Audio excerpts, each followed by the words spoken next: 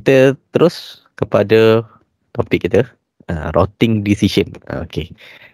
Jadi pelajar sedia maklum bahawa dalam networking antara device yang terpenting, intermediately device, iaitu router lah. Dan router ini peranan utamanya adalah untuk menentukan laluan. Dia ada banyak laluan dalam routing tersebut. Kita boleh lalu laluan A, kita boleh lalu laluan B, C dan seterusnya. Jadi siapa yang akan decide laluan mana yang akan digunakan sebagai laluan utama daripada source kepada destination. Jadi antara device yang terpenting adalah kita sebut sebagai router lah, yang berupaya untuk memberikan keputusan laluan mana ataupun laluan mana yang mampu ataupun yang perlu digunakan oleh data kita untuk hantar kepada destination. Jadi kalau pelajar lihat kepada saya punya slide ini, dia ada flowchart kat situ. Daripada poin yang pertama dinyatakan packet arrive on interface. Apabila satu paket ataupun data lah yang dihantar daripada source akan melalui interface, macam kita dah buat dalam lab, serial, gigabit internet dan sebagainya. Dan di situ apabila data tersebut sampai kepada router, jadi router akan merujuk kepada maklumat yang terdapat daripada routing table. Jadi mungkin pelajar-pelajar boleh kongsilah dengan rakan-rakan lain agaknya bagaimana kita nak tengok routing table dalam router kita. Mungkin Nurul Ain Batrisha ada ke?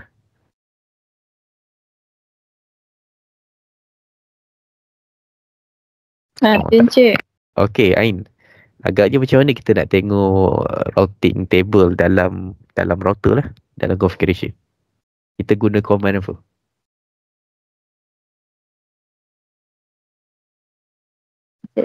Bukan nak share screen.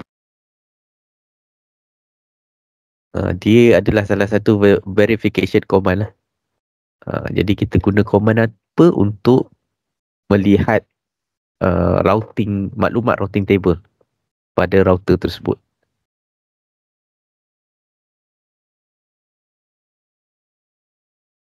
Dekat routing table tu dia ada maklumat O untuk OSPF, S untuk static dan sebagainya lah. Agaknya maklumat apa, ataupun rakan-rakan lain boleh bantu? Jiven ada Jiven? Ada tuan. Okey Jiven, agaknya apakah command yang kita guna untuk tengok routing table dalam router kita?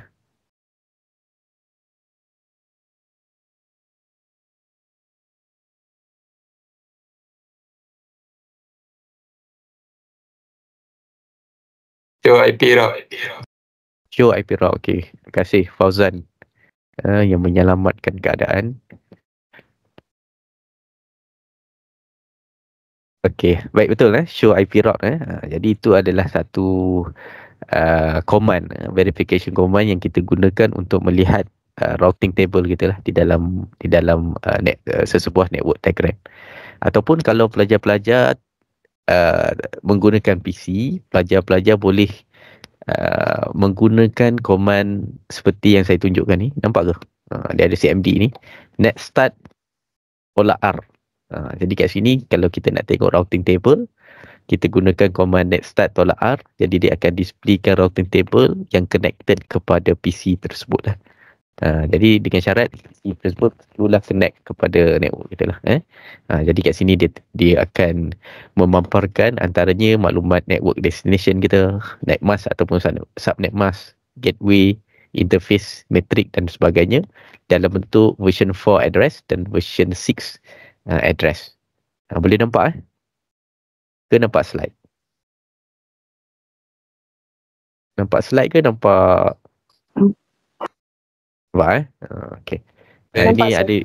Ini ada dua kaedah. Namun sekiranya kita berada pada mode configuration, contohnya kita sedang buat configuration untuk router, maka kita akan gunakan command show IP route lah.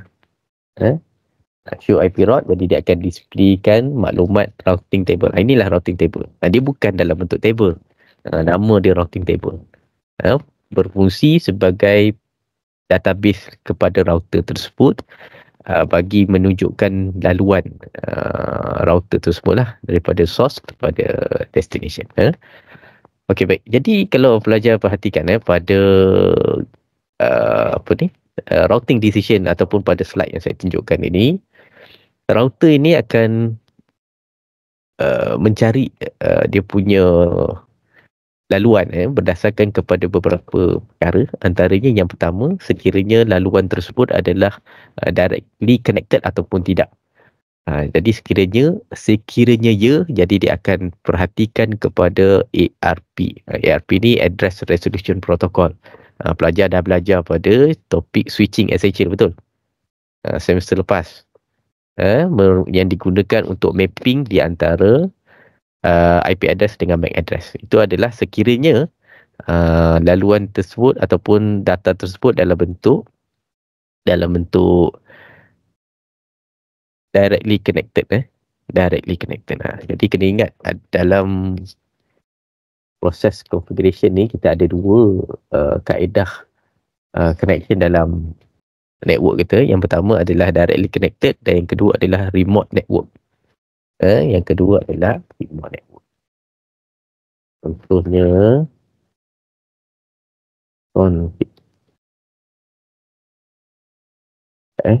network. Okey, baik.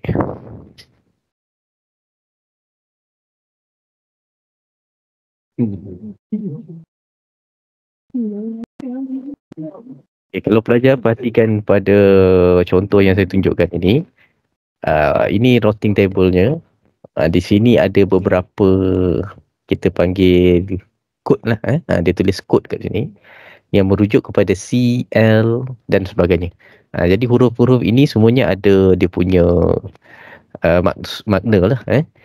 Kalau kita perhatikan, C ini merujuk kepada connected. Maksudnya dia directly connected kepada network tersebut. Dan L ini merujuk kepada local. Bezanya, connected ini akan dipaparkan dalam bentuk network address. Contohnya 8.8.8.0. Manakala local ini merujuk kepada maklumat IP address. Apakah address yang digunakan pada connection G000. C connected, L local.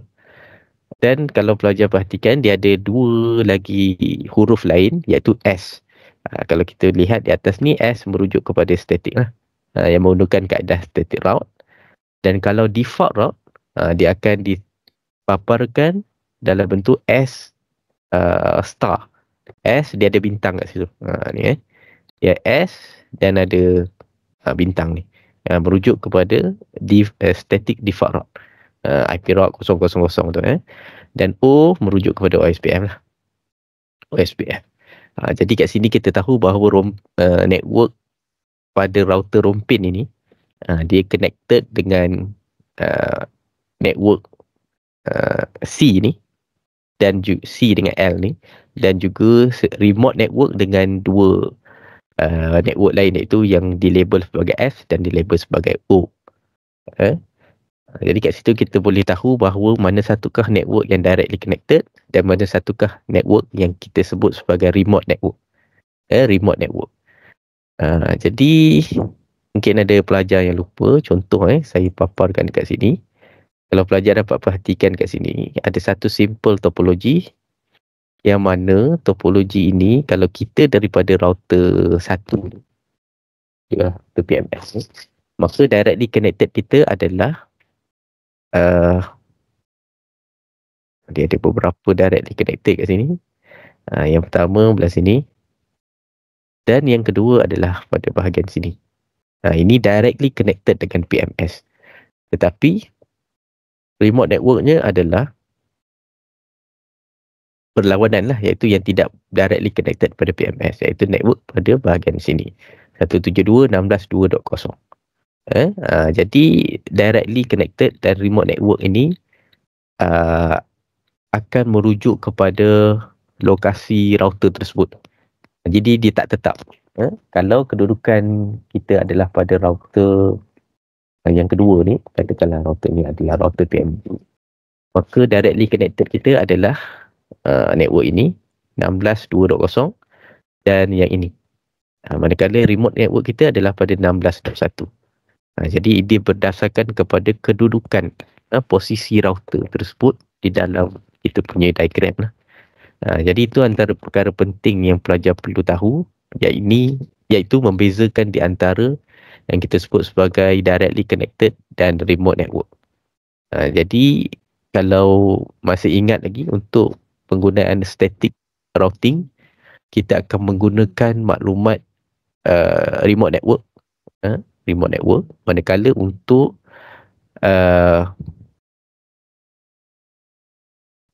untuk static route, untuk dynamic route, kita akan menggunakan command directly connected lah. Contohnya dekat sini PMS adalah PMS. Jadi kita akan gunakan contoh router OSPF 10 di network 10.1.1.0 dan dia punya broadcast mask baru. Ini saya kata yang mana kalau menggunakan dynamic routing, jadi kita akan masukkan maklumat yang merujuk kepada directly connected network, contoh seperti ini. Tapi sekiranya kita nak menggunakan kaedah static route, IP route, maka kita perlu masukkan maklumat yang kita sebut sebagai remote network.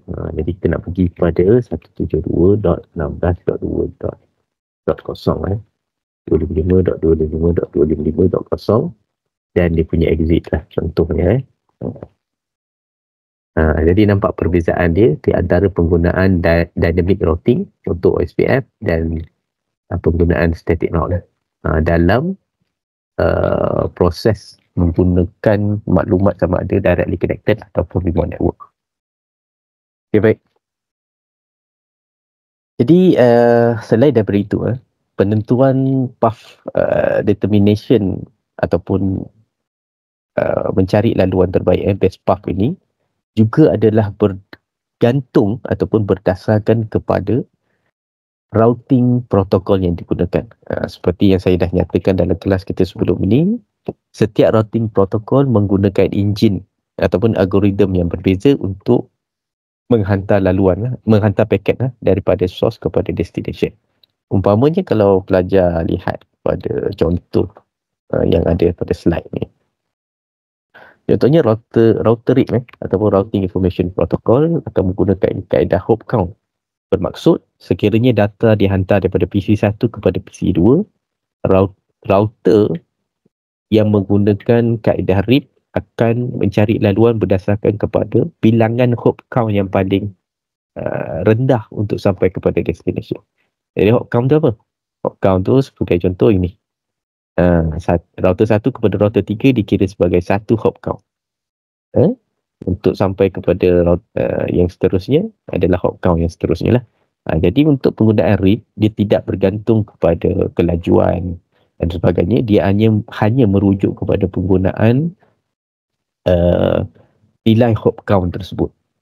Jadi sekiranya menggunakan RIP, jadi dia akan laluan ataupun yang disebut sebagai the best path adalah daripada PC 1 router 1 kepada router 3 kepada PC 2 lah.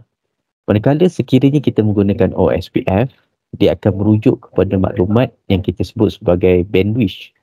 Bandwidth yang paling tinggi pada laluan akan dipilih sebagai laluan utama kepada destination. Jadi kalau pelajar perhatikan di sini, di antara router 1 kepada router 3, bandwidth ni adalah 56 kilobit per second, manakala router 1 kepada router 2 dan router 2 kepada router 3 adalah T1. T1 ni sebenarnya adalah equal to 1.5 megabit per second lah. Jadi kalau ikut penggunaan OSPF, maka laluan yang akan digunakan untuk penghantaran data daripada source kita iaitu PC 0 kepada PC 1 adalah router 1 kepada router 2, router 2 kepada router 3 seterusnya kepada destination kita iaitu pukul 2. Jadi di situlah kalau pelajar perhatikan laluan yang kita sebut sebagai the best path daripada source kepada destination adalah bergantung kepada penggunaan routing algoritma yang digunakan pada router tersebut. Setiap algoritma menggunakan mekanisme yang berbeza untuk mencapai best path daripada source kepada destination. Seperti yang saya tunjukkan contoh tadi lah. Kalau routing information ataupun router RIP, routing information protocol menggunakan kaedah hop count, 1, 2 dan seterusnya. Nilai hop count yang paling kecil baru digunakan sebagai best path. Dia tidak akan menggunakan 1, 2 kepada 3 sebab 1 kepada 2 dia dah jadi 1 hop count. 2 kepada 3 dia dah jadi 2 hop count berbanding 1 kepada 3 dia akan jadi hanya 1 sahaja hop count di situ. Jadi dia akan guna 1, 3 lah. Tapi kalau OSPF dia bergantung dan berdasarkan kepada nilai bandwidth yang mampu dibawa oleh kita punya kabel tadilah. T1 ini dalam bentuk serial menggunakan 1.5 megabit per second. Okay, boleh? Ada soalan setakat tu? Tak ada. Tak ada Mustaqim okey ya? Mustaqim? Okey Encik. Ya. Okay, baik. Okey, jadi kalau pelajar perhatikan juga berkenaan dengan administrative distance, ini juga telah saya sentuh dalam awal kelas yang lepas, di mana sekiranya contohlah contoh kalau dalam situasi ini kita ada 3 router. Bagi contoh 3 router kat sini.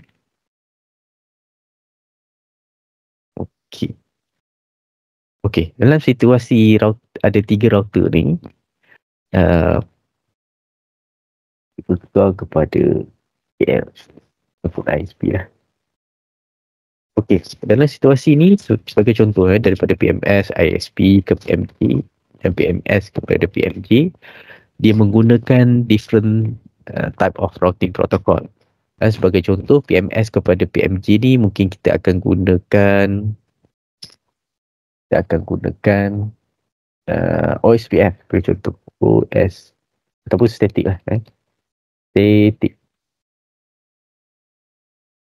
route, manakala daripada PMS kepada ISP dia akan guna EIGRP dan ISP kepada PMG dia akan guna router RIP version 2. Okay, jadi dia ada multiple routing protocol kat sini. Baik, kalau pelajar perhatikan administrative distance kita ni, saya patah balik pada slide, dia ada number, setiap routing tu dia ada number yang kita sebut sebagai AD lah ataupun administrative distance, yang mana administrative distance ini menentukan tahap kebolehpercayaan bagi penghantaran data lah yang menggunakan routing tersebut. Jadi sekiranya berlakunya pertembungan routing seperti yang saya tunjukkan pada bracket tracer ni, jadi di antara PMS kepada PMG, maka routing yang mana satu akan digunakan sebagai priority untuk penghantaran data. Jadi kalau pelajar tengok pada slide, di antara static route tadi, kita guna static, kita juga guna ERGRP dan kita juga guna router RIP. Jadi kalau pelajar lihat kat sini, the key point dia dekat bawah ni, the lower AD the most trusted lah. The lower AD the most trusted. AD, nilai AD yang rendah adalah nilai AD ataupun routing yang lebih dipercayai lah, kurang begitu.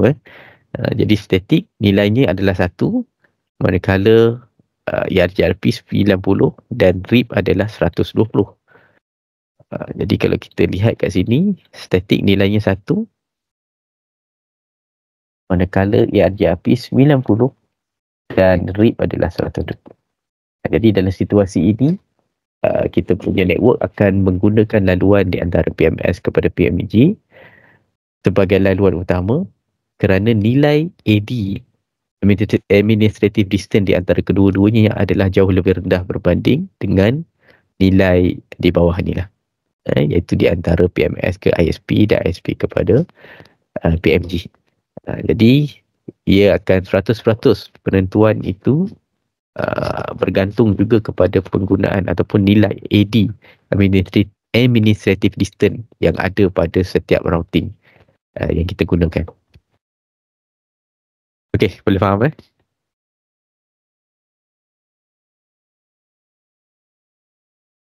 Baik. Kemudian kalau kita lihat pada slide yang berikutnya, kita sedia maklum bahawa dalam routing ni terbahagi kepada dua. Yang pertama adalah yang kita sebut sebagai dynamic dan yang kedua adalah static default route lah.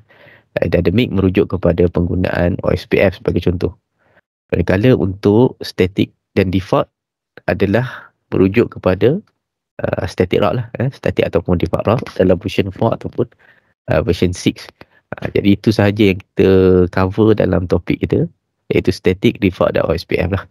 Static dan default kita dah menggunakan version 4 dan version 6. Manakala untuk OSPF kita hanya menggunakan version 2 version 1 yang support IP version 4 lah. Baik, jadi kalau pelajar perhatikan, saya dah pun ulas tadi berkenaan dengan perbezaan di antara directly connected dan remote network. Itu pelajar pun dapat perhatikan pada contoh yang ada pada slide. Router 1 directly connected dia yang berwarna kuning, manakala remote network adalah yang berwarna purple dia lah. Dan poin yang kedua dinyatakan routing protokol ini datanya disimpan secara sementara di dalam RAM. Jadi apabila routing kita restart ataupun kita iris kita punya data, maka maklumat routing di dalam router tersebut akan terhapus lah. Okey, baik. Kita lihat secara lebih terperinci berkenaan dengan maklumat yang ada pada routing tersebut. Kalau pelajar lihat pada slide ni,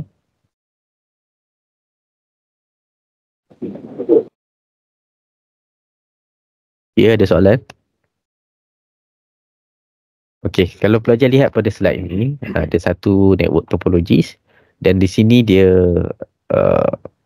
fokuskan kepada salah satu maklumat yang ada dalam routing.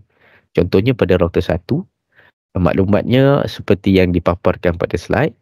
Jadi kalau pelajar perhatikan, label berwarna hijau di depan ini merujuk kepada apakah routing yang digunakan ataupun apakah routing sama ada dia adalah remote network ataupun directly connected network kepada router 1. Dalam situasi ini, dia dilabelkan sebagai D. D ni menggunakan, kalau kita tengok pada routing, contoh routing ni tadi. Contoh routing table to IP route. Jadi kat sini kalau D dilabel sebagai D, maka ia adalah menggunakan protokol ERCRP lah. Okay, baik. Itu yang pertama. Dan yang kedua, merujuk kepada destination. Merujuk kepada destination, which is dekat sini dinyatakan identify the destination network. Daripada router 1, destination ni adalah 10.1.1.0. Di bahagian network PC yang ketiga. Jadi kalau pelajar go through lagi dalam router 1, kita akan dapat lihat network destination yang lain. Contohnya pada network router 4, network PC 4 dan juga network pada PC yang connected pada router 2 ni lah, iaitu 64.100.0. Kemudian yang seterusnya adalah merujuk kepada nilai AD ataupun administrative distance bagi router tersebut untuk sampai kepada destination. Sama juga kalau kita tengok pada router dalam packet tracer ni, dia ada nilai administrative distance dia.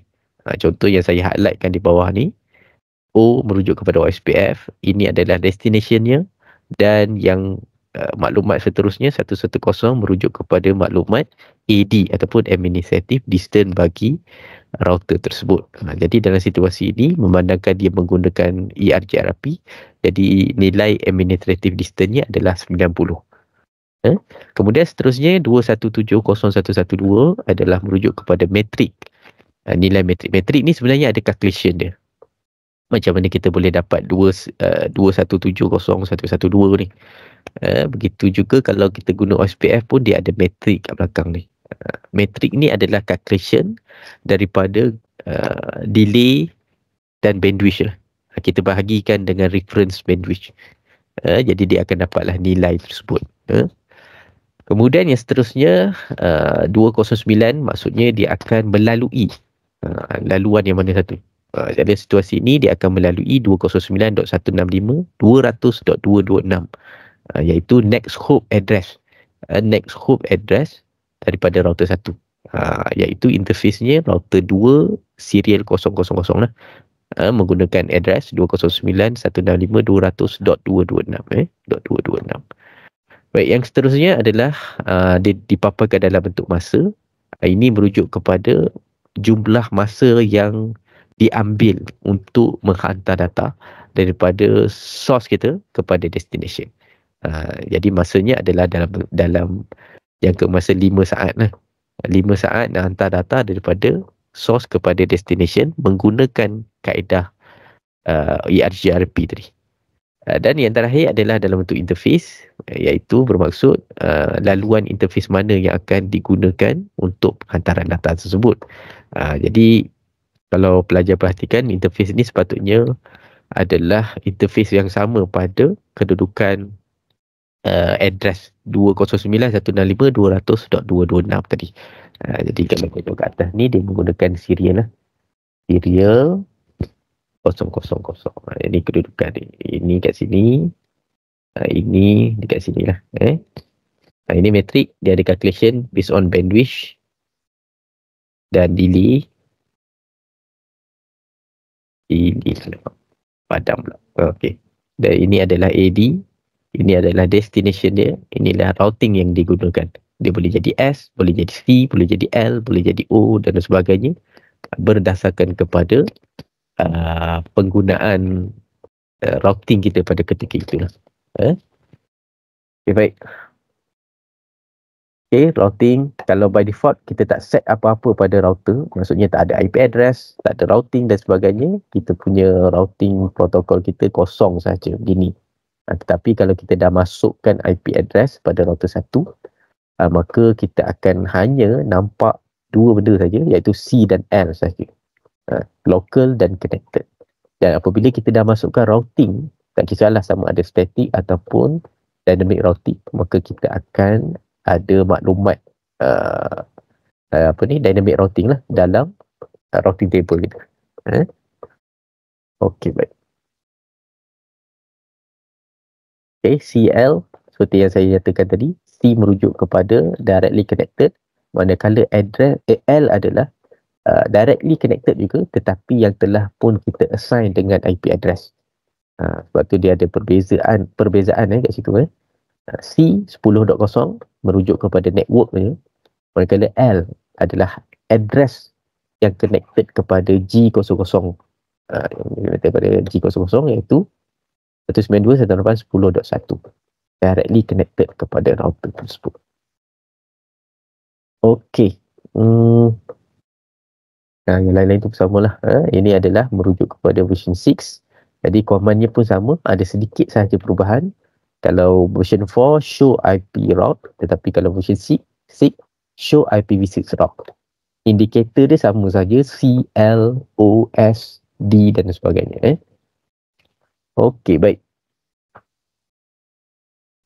Static route, ini semua telah pun kita pelajari dalam kelas-kelas yang lepas lah. Static route, dynamic routing dan sebagainya lah. Jadi saya nak terus kepada contoh soalan.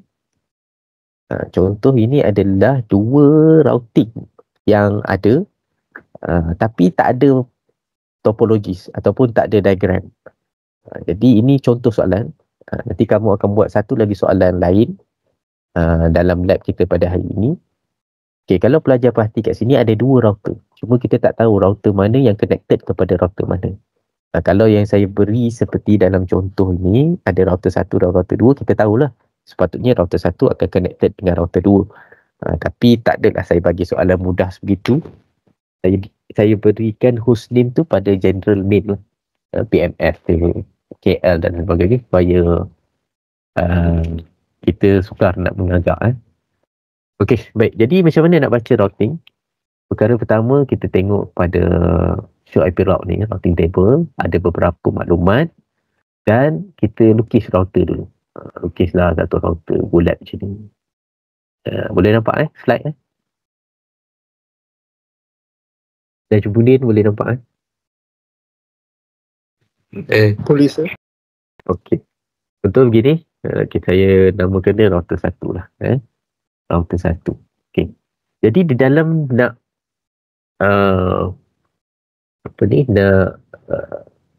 lukis satu diagram berdasarkan kepada maklumat routing table, antara yang kita perlukan hanyalah maklumat directly connected network sahaja. Manakala maklumat dynamic route ini akan ataupun remote network ni akan terhasil dengan sendirinya. Jadi saya tunjukkan salah satu contohnya. Contoh ini adalah router 1. Maka dia akan connected kepada 10.11.0. Jadi kita buatlah satu laluan kat sini. Ini adalah 10.1.1.1 menggunakan kabel ni serial Itulah ni serial. Ni serial. Jadi ini adalah serial 010. Okey, baik. Daripada maklumat ini kita dah dapat 10.1.1.1. Kemudian kita tengok ada lagi maklumat lain. Jadi ada lagi network lain iaitu 16.1.0. Kita tarik lagi satu kat sini. 172.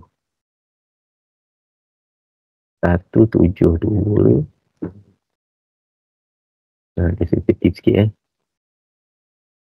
172.16.1.1 lah. Sebab kita ada satu lah. Kalau guna .0 dia merujuk kepada network pun boleh, tak ada masalah. Kalau nak buat macam ni pun boleh. Ada pemadam. Nak buat macam ni kan. Ni .0. Ni sini adalah .1 lah. Sini .1.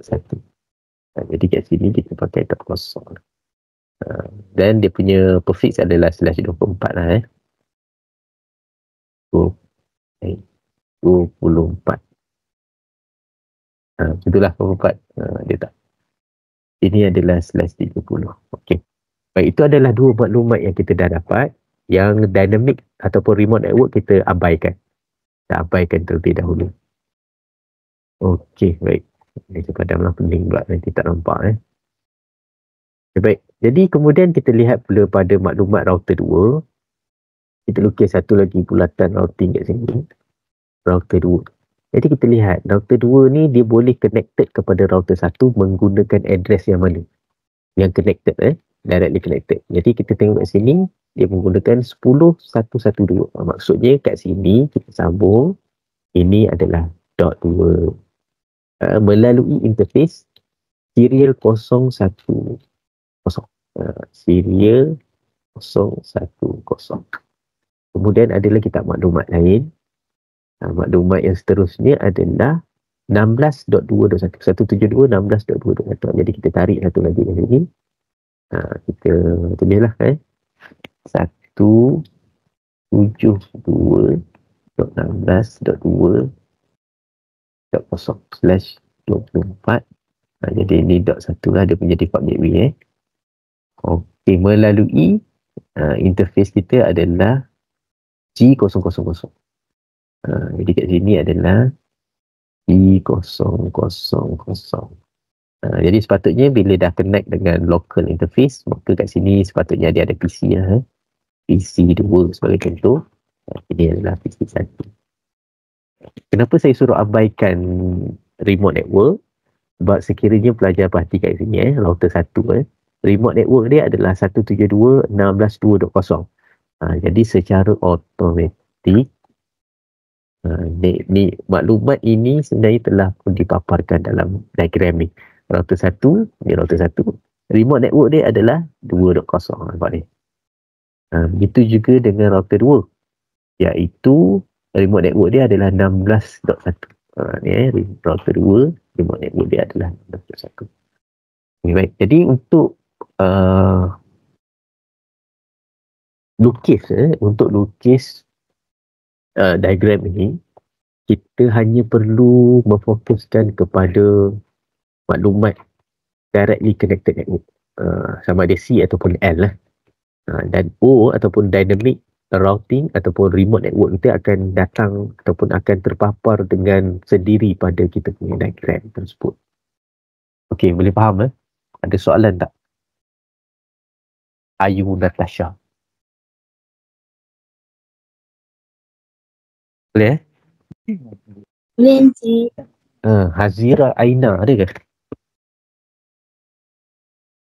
Ada, sir. Okey, boleh faham Boleh.